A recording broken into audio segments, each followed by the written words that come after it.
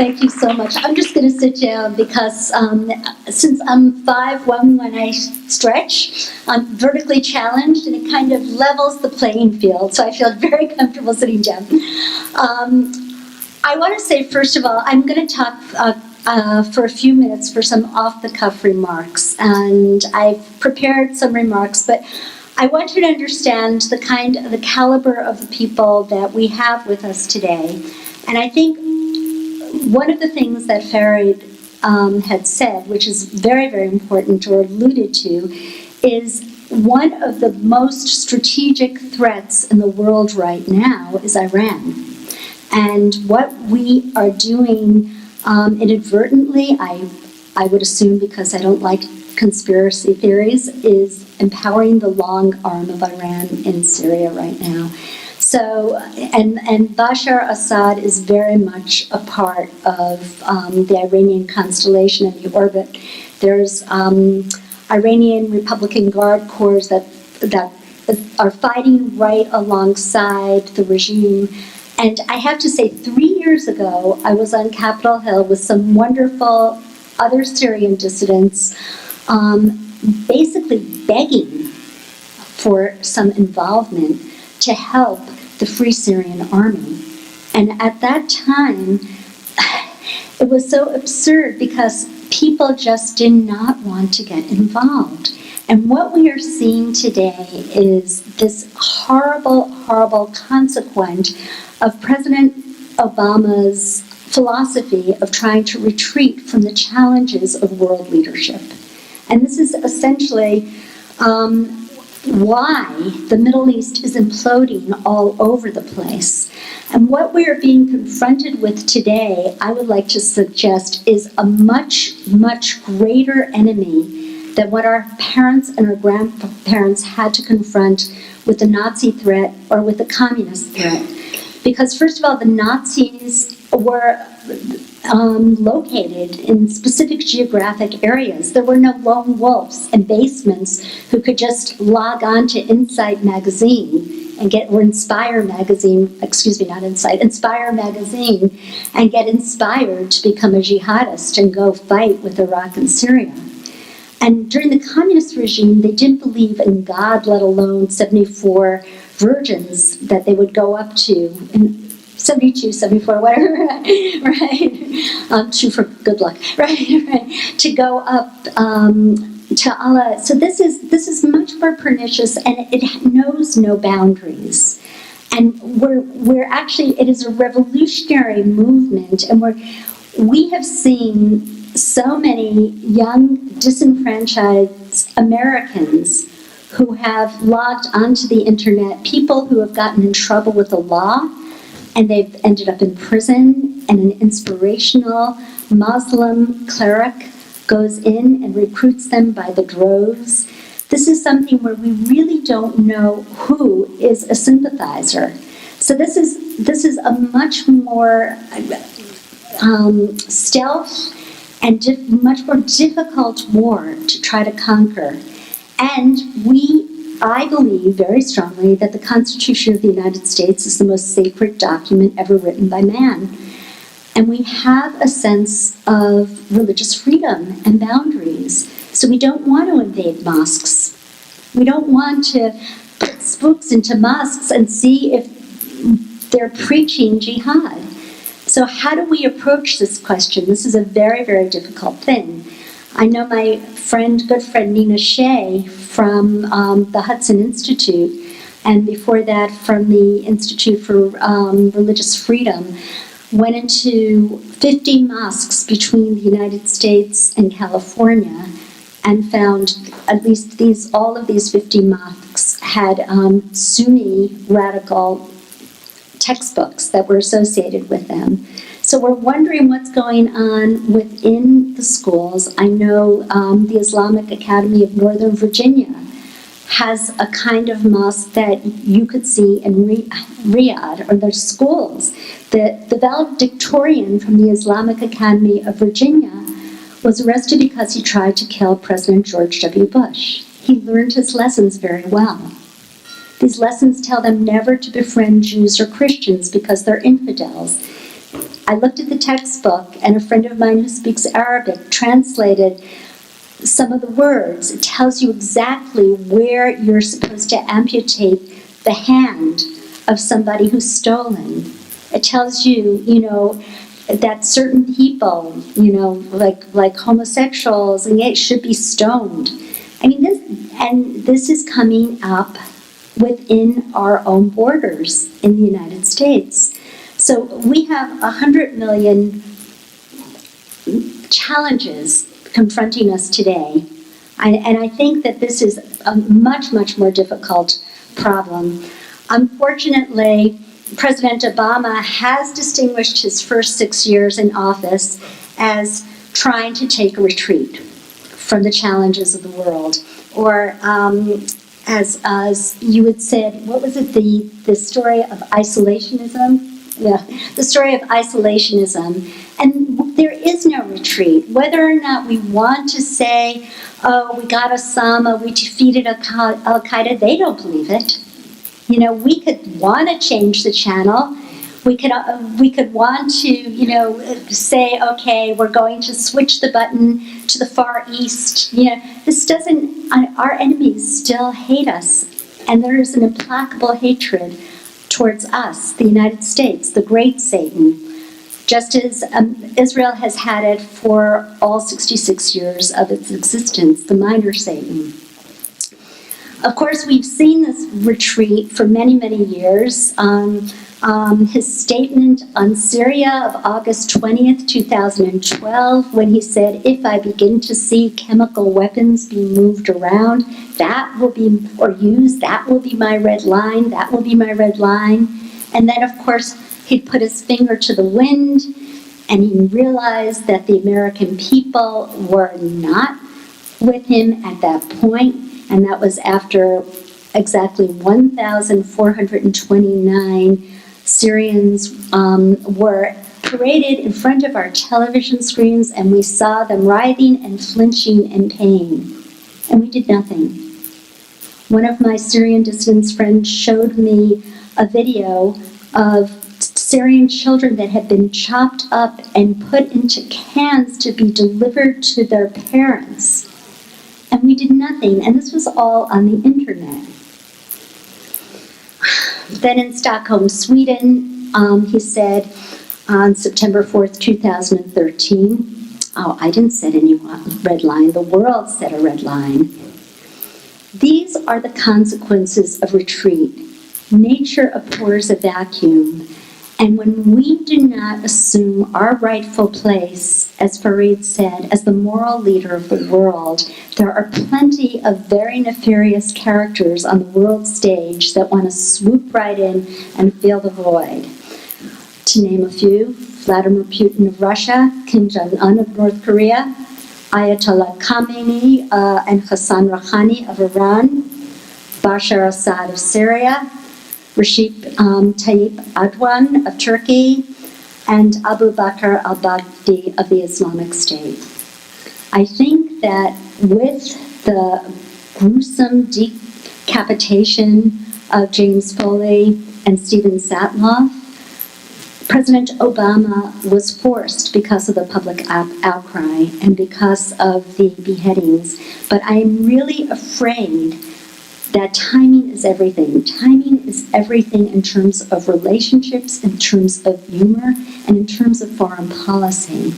And I think many, many people who would have been wonderful American lovers 3 years ago from Syria have gotten very radicalized, waiting for the American cavalry to arrive. And we missed the boat. We really missed the boat. So the 190,000, at least, Syrians that have been killed have been a sober reminder of what happens when we try to retreat from the world stage. But another foreign policy failure made not only by the Obama administration, but by a series of consecutive administrations from certainly Bill Clinton on, was to erroneously regard the Israeli-Palestinian conflict as the linchpin for winning the hearts and minds of the Muslim and Arab world. And we have to understand, Hamas and much of Fatah hates us just as much as ISIS does. In fact, I don't know if you remember, but 13 years ago, on the anniversary of this fateful day, Palestinian Authority members were seen cheering and handing out candy on rooftops, and there were fireworks on September 11th, 2001, and dancing.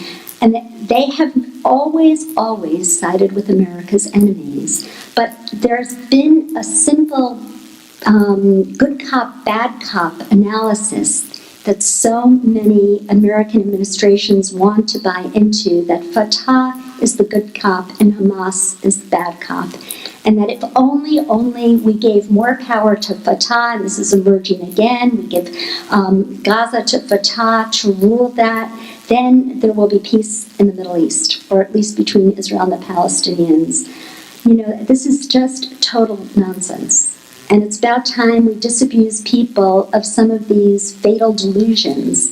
And part of our problem in the Middle East is that for so many years there's been this siren song of seduction to so many presidents who wanted to be the one, who wanted to be the Messiah, to finally be the one to deliver peace between the Israelis and the Palestinians. So what have they done?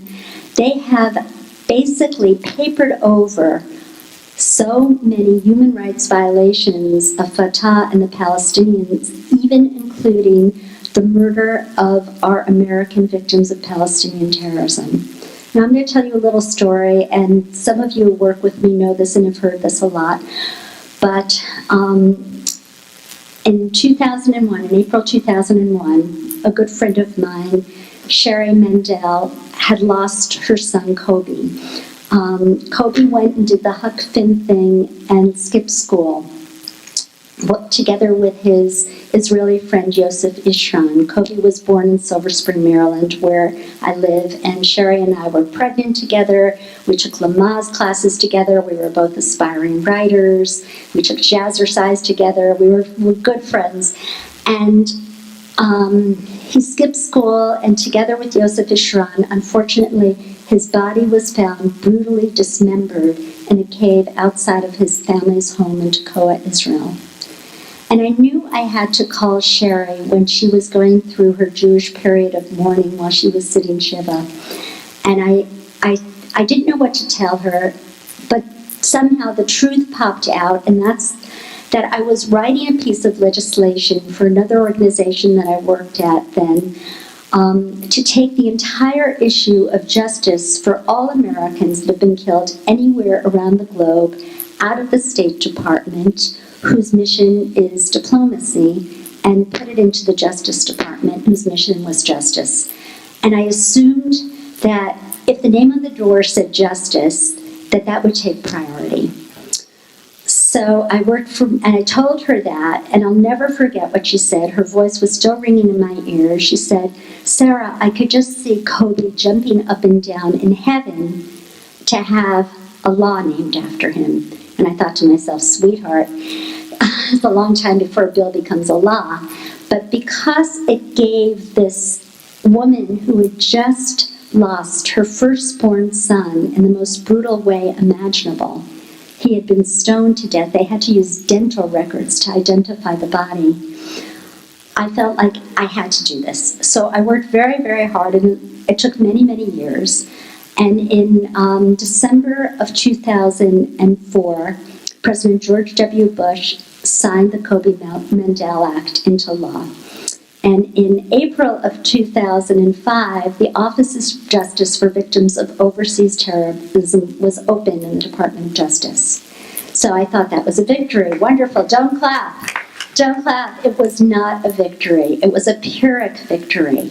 Because what has happened is this office has been open since 2005. As Adam knows, he and I have worked for many, many years on the Hill about this. They have never brought a single Palestinian to justice. This is what they're supposed to do. We have a pre-existing 1990 Anti-Terrorism Act that says anytime an American is killed anywhere around the globe, you can retrieve that suspect and bring them to these shores to stand justice. And they've never done that. They have, I'm glad to say, prosecuted the murder of John Spire, who was a missionary in Indonesia. And his wife, Patsy Spire, now works for the Office of Justice for Victims of Overseas Terrorism. But there have been, since the signing of the Oslo Accords on September 13th, 1993, 58 Americans who have been brutally murdered by Palestinian terrorists. And not a one of these suspects have ever been brought to justice. So while we have been so hell-bent on trying to get to this two-state solution, what we have in fact done is cover up and paper over our dead Americans. Some of them are not even Jewish. And what we have done is we have sent a message to would-be terrorists around the globe that American life is really not all that valuable, sometimes. This is a really egregious message. And there was a time when if you carried an American passport, that would have put the fear of God into someone's head. Now, it just makes you a bigger target. So I think in all of these years, in trying to prop up Fatah and trying to make them appear as though they're peacemakers, we have really been undermining our own national securities, and we've been empowering the very terrorists that hate us the most. And they know that. They know that. So, and part of this is now we see ISIS, we see Boko Haram, Ansar al-Sharia, Al-Qaeda, Hamas, and we are inherently inconsistent with our message on terrorism. No terrorism should be accepted against any American citizen ever, period.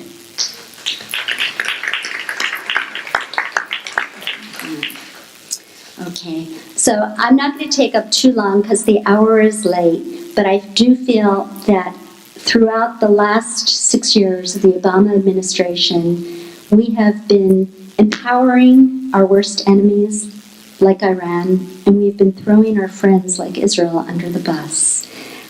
Niccolo Machiavelli once said, you keep your friends at a distance and your enemies close, but this is too extreme. This is too extreme. And I should say that the enemies of Israel and the enemies of the United States are one and the same, and every time there's an Israeli defeat, or they're seeing that we're papering over Israeli or American deaths, they're all cheering. We are forgetting that throughout this imploding Muslim and Arab world, we have one stable, reliable, democratic ally in the Middle East whose voting record is identical to the United States and the United Nations, and that's the State of Israel. And you can't spin terrorism, whether you call it ISIL, ISIS, or the Islamic State. Terrorism is terrorism is terrorism. And the same people who cheered and applauded and danced when 3,000 Americans were blown up on that fateful day, including the Palestinian Authority, cheered and applaud when our American citizens, Stephen Sotloff and James Foley, were beheaded. By failing to connect the dots between the terrorism that threatens Israel by Hamas and Fatah, and by turning a blind eye and a deaf ear to American victims of Palestinian terrorism, we have empowered the very people that want to destroy Western civilization. Thank you very much.